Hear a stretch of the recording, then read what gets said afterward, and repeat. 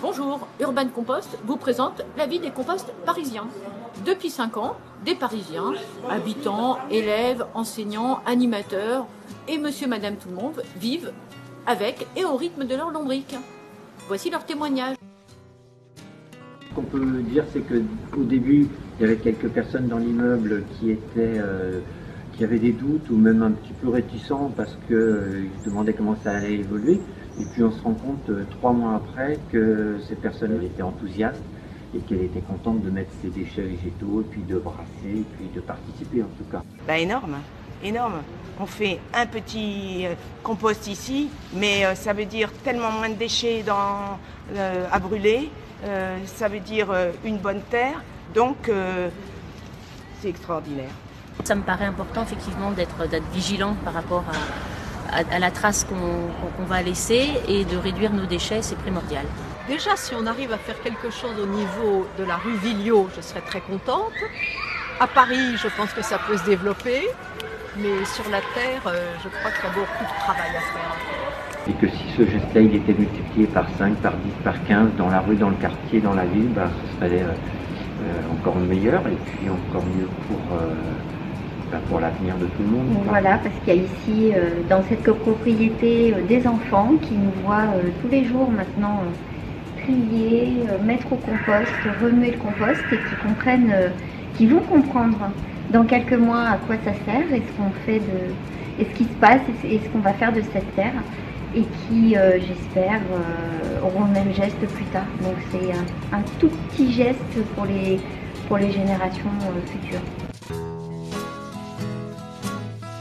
Je pense que ça nous a permis de beaucoup discuter et rediscuter sur des points qui n'étaient pas toujours évidents qui concernent la cour et le jardin.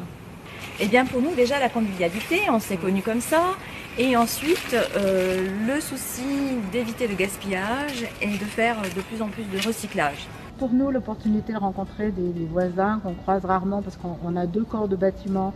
Donc c'est vrai qu'il y a beaucoup de gens qu'on ne croise pas du tout dans les couloirs ni dans le hall. Et que se retrouver dans le jardin, c'est un échange qui est intéressant avec les voisins. Ça a permis de travailler avec l'équipe et avec les familles sur déjà la réduction des déchets qui avait été une première étape l'année dernière, et ça a permis aussi à l'équipe de s'investir dans le compostage. Et je trouve que le compost apporte vraiment une valeur humaine dans notre immeuble, dans notre résidence. On est 324 parce que les gens participent, même s'ils n'ont pas de parcelle, ils récupèrent les épluchures, c'est l'occasion de se rencontrer et c'est l'occasion de renouer un petit peu avec la nature. Partager une belle aventure avec ses voisins et déjà le premier apport du compost. Je pense que c'est le terreau pour faire pousser des bons voisins.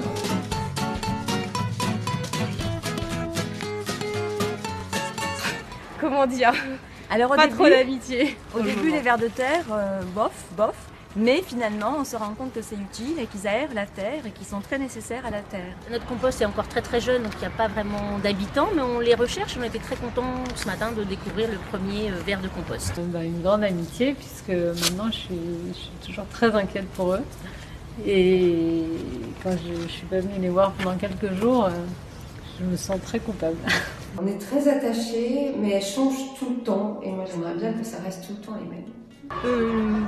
Elles parlent très peu, alors c'est très difficile d'échanger avec elles.